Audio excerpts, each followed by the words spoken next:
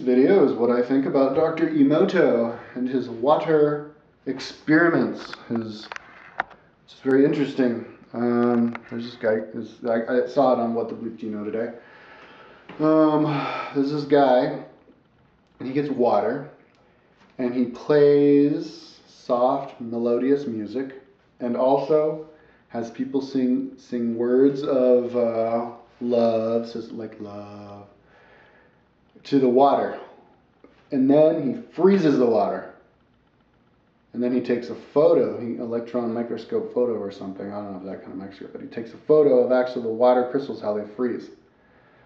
And the water that they say love to, and they play good happy music to, it has these beautiful crystals, and it's in the movie What the Bleep Do You Know. And if you type Dr. Imoto, I-M-O-T-O, or What the Bleep Do You Know, it's actually in that movie.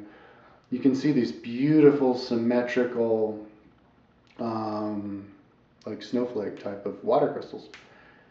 And so different. And then even if you put words, like love words, written down next to the water and then freeze it, it does the same thing. And then if you do like hatred or angry music or bad words, and then you freeze the water and take a photo of it, it's just jumbly. It's totally broken apart and ugly. And so this is a science. I would like to have the technology to actually do it myself, because if you actually did this yourself, then it would really drive home, wouldn't it?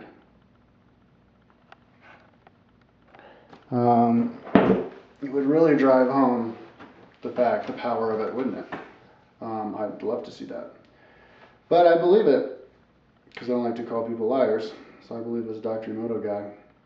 But what does that say? It says that the water, now water, there's lots of different kinds of water. Water water's a liquid, so it's very malleable and pliable. There's stuff inside water. It's not just H2O. It's not just hydrogen and oxygen. You also have all sorts of impurities and minerals and stuff. If you put like some kind of like magnet or some kind of thing inside of it. I saw somebody do this once. And then you pick it up later, you can see how it collects all of this black stuff out of it. So, our water isn't impure, and it has room to fit all this other stuff in it, even though you can't see it. So that's how these crystals can form. Stuff can form inside the water. And, there's different kinds of ice too, like iceberg ice. It will take weeks to thaw out because it's so pressurized. So this is how these little crystals can actually form inside the water. I have a crystal here and then next to a crystal here. Now, so that means that like love and soothing music is more coherent. It's more uniform, just like the crystal. Now the crystal, all these little crystals uniformly, isn't just more beautiful on the eye, but it's also more conductive to energy, because the energy can pass through, because it's uniform. It goes through. It doesn't like get stuck and get dissipated. And so, but how do the water know? How do the water know? Well, it has to say that our energy that creates the words is actually what has the power. And it creates the words, because it creates these words of love, then it also goes into the water and creates that. And so the words, how do you explain the words? If you put the words next to the water, how can it do it? Well, it must mean that at some level the water is conscious. And there's this field of consciousness that we all create that influences the actual world, like the water. So that means that, if you pour a glass of water, you can put your hand over it and say, oh, I bless this water. Oh, and also they did the experiment with water blessed by a monk. and it had compared to normal water. And the water blessed by a monk, he actually crystallized the water. And when you crystallize water, you push out impurities because there's no room for the impurities.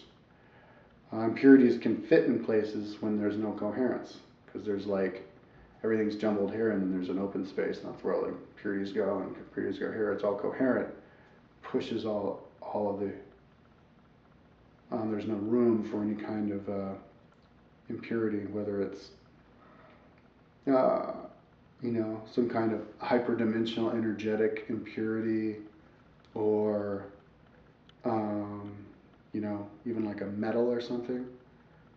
You just pour it out and make it dissolve and just go away.